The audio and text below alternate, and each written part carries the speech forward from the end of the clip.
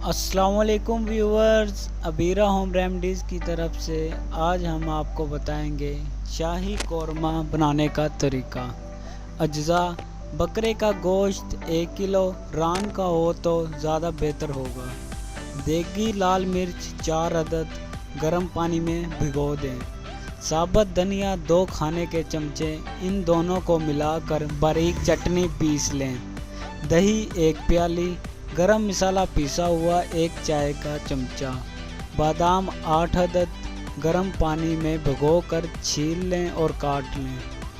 ادرک لہسن پیسا ہوا 1.5 کھانے کا چمچہ۔ پیاز 3 ڈلی باریک کٹی ہوئی۔ چھوٹی الائچی 6 عدد۔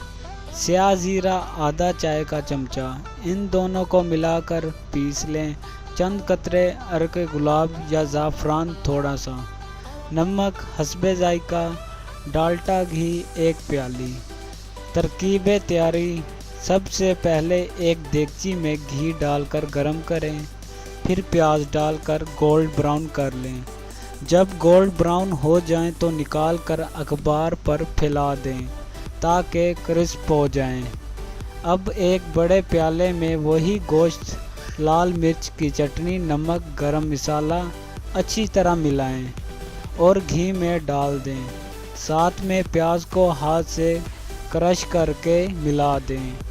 ڈھکن ڈھانپ کر ہلکی آنچ میں پکنے دیں۔ جب گوشت کا پانی سوکھ جائے اور گل جائے تو ہلکا سا بھون کر 2 پیالی گرم پانی میں ڈال دیں۔ جب گھی اوپر آنے لگے تو پیسی ہوئی الائچی اور سیاہ زیرہ ڈال دیں۔ عرق گلاب یا زعفران اور بادام ڈال کر قورمہ دم پر رکھ دیں۔ 10 منٹ بعد قورمہ تیار۔ گرم گرم تافتان یا شیر مال کے ساتھ سرو کریں۔